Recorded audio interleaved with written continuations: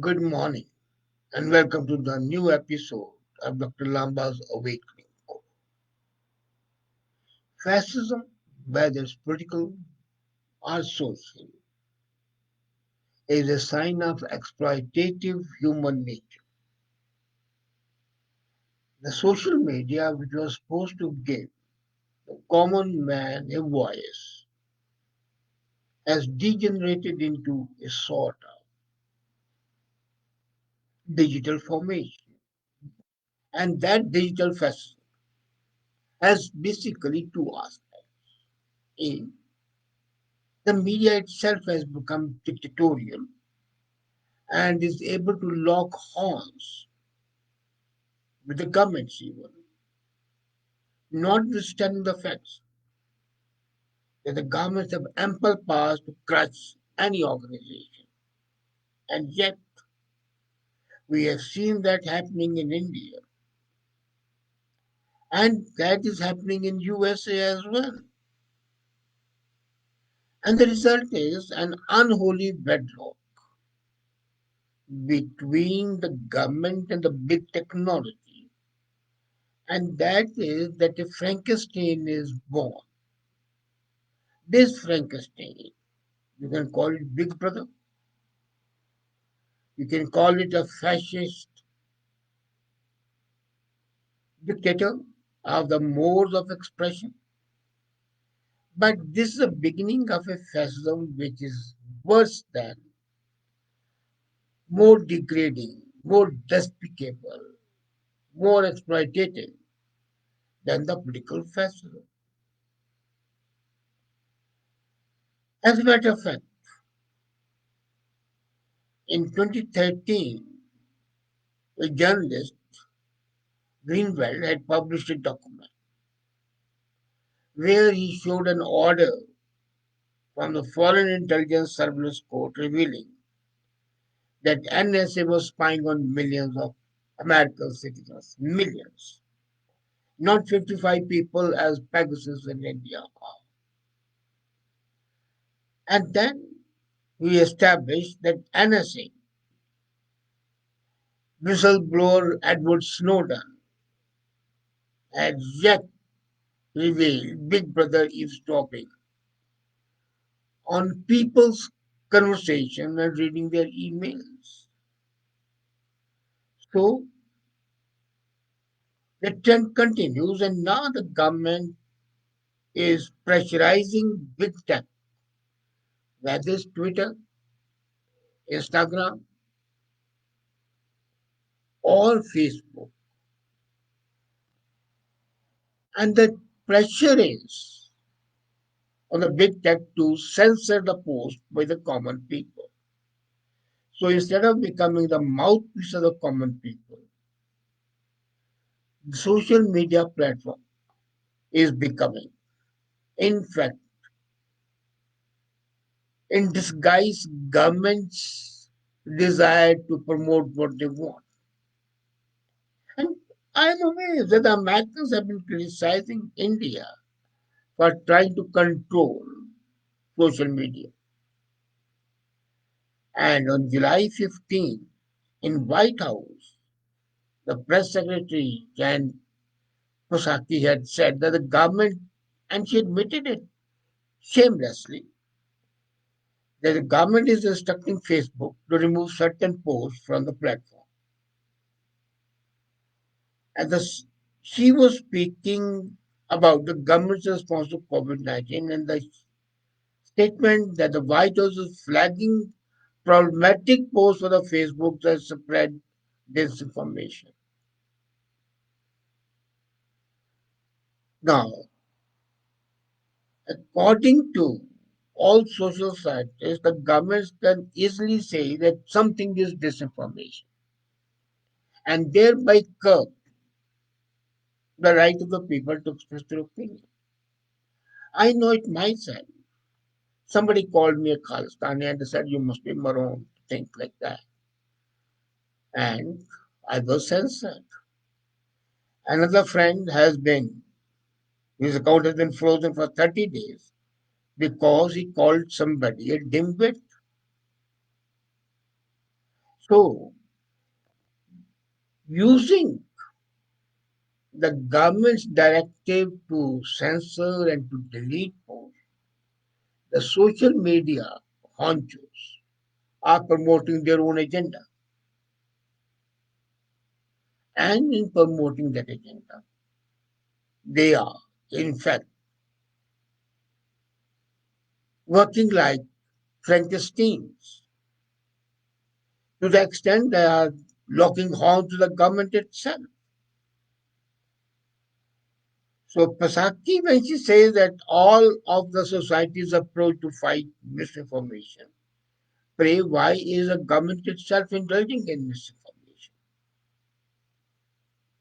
And she continued to say that Facebook needs to move more quickly to remove harmful, violent posts that will be within their policies for removal of those posts which are too long or go against the established system. So that's why you see every post that you do about COVID, there's a sign, it's a wrong post, and you are many times can be suspended, your account frozen, or as happened in the case of President Trump, your account can be deleted permanently. Now, I have been trying to make a point for well over a year now that a lot of people think that this censorship is coming from executives of Facebook, Google, Twitter. Reality is the other way around. The initiative was taken by the governments to control the media. And when they were given a right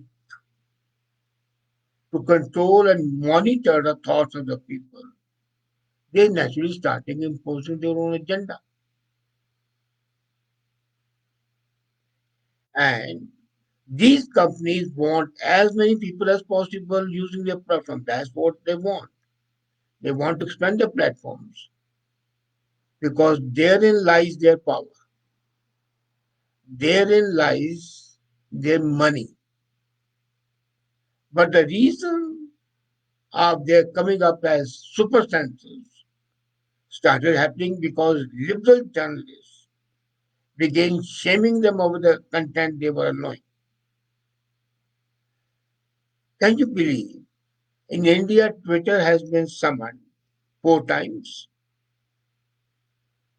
They were summoned also in a criminal case, but the High Court came to their relief. But in USA, the Democrat Senate has summoned the CEOs of Twitter, Google, and Facebook 4 times to appear before them, and they have explicitly threatened them, saying, if you don't start censoring what we regard as hate speech and disinformation, you will suffer, and our legal and regulatory punishment is there for you. In fact, it's really a merger of state and corporate power. Now, when these two powers combine, then the only thing that I can say is I pity the common man. The five largest publicly trading companies are Apple, Amazon, Facebook, Google, and Microsoft. They constitute 20% of American stock market. They have an unprecedented reach into people's lives. They shape how people work, how people communicate, how they shop, how they relax, and how they think. And this coronavirus lockdown gave them an opportunity because to expand their operations because people staying at home, surfing, they were surfing in internet, they were shopping online. So the White House thought to use big tech, make them submit to its dictates. Same is what India did. Nothing wrong with it. I mean, see, Both countries have done it. And let me tell you, it's not only there, it's even here in Canada. C10 bill, which has been introduced by the to the government, is in fact aiming at you. In Europe, it's happening.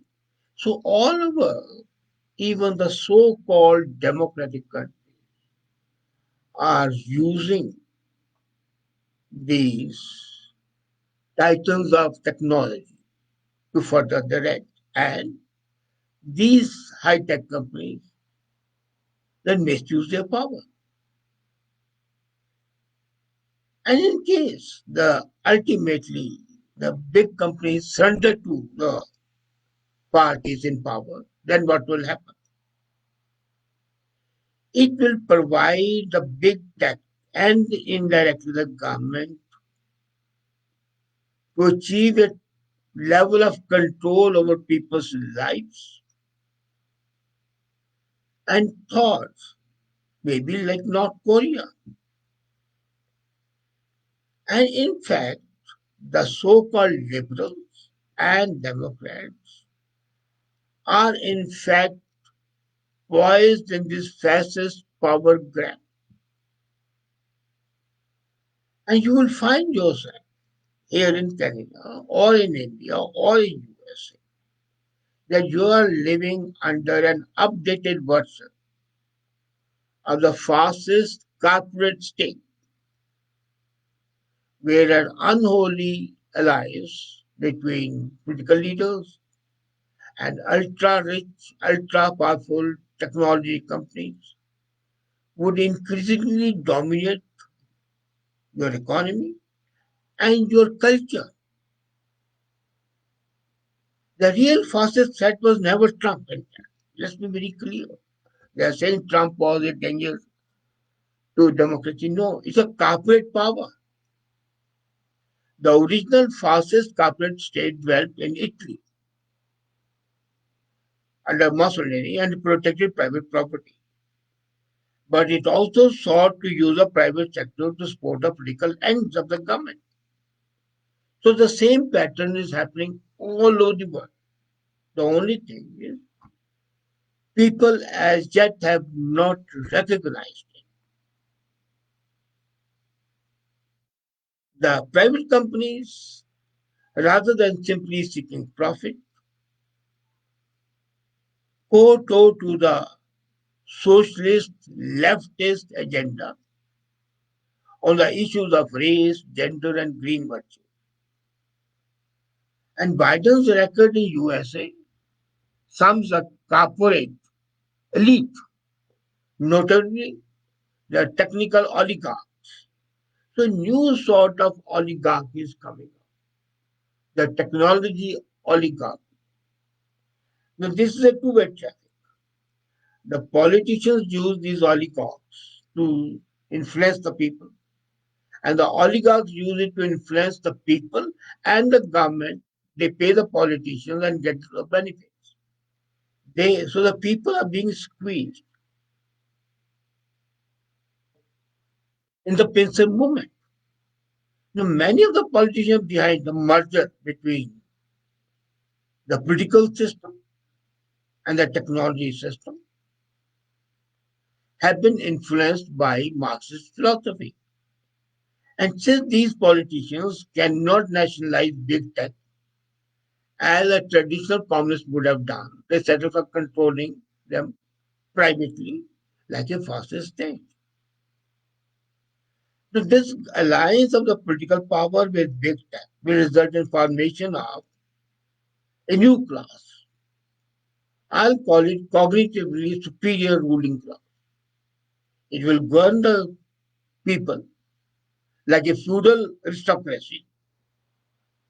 Ordinary people will be reduced to the level of serfs who are too stupid to have any opinion. And for an idea what such high-tech feudalism may look like, California is here. The Golden State has become a semi-feudal kingdom with fabulously wealthy elite as well as the highest real poverty rate. all over. And amazingly, this elite has embraced what Karl Marx called a proletarian alarms bell. So what they do, they start offering the poor people health, free college, free housing, and all these subsidies. Same is happening in India. Free rations to 80 crore people. Whatever may be happening, the fact is that this unholy blood law is going to destroy the intellectually free people. So they have denied these people the opportunity to support themselves by using high taxes, restrictive labor laws, and draconian environmental regulation. So this is what the merger of the state and corporate power look like. And amazingly, organizations like World Economic Forum call it a great reset. What I would call is the stakeholder capitalism, which is another term for fascism, and which is nothing but an updated version of medieval fascism. You have to realize the extent of this fascism will make their comeback in India. Sorry, and the whole world. We have already seen the beginning of this merger in organizations like the Council for Inclusive Capitalism. Now, this Council for Inclusive Capitalism is based in Vatican. This organization is led by Pope Francis and Cardinal Peter Turkson, includes numerous leaders from Fortune 500 companies like the chairman and CEOs of Alliance, Bank of America, BP, DuPont, Johnson and Johnson, Mastercard, Merck, and Visa. Can you believe that the church, the politicians, and these big technical companies and the major corporates join hands to crush you,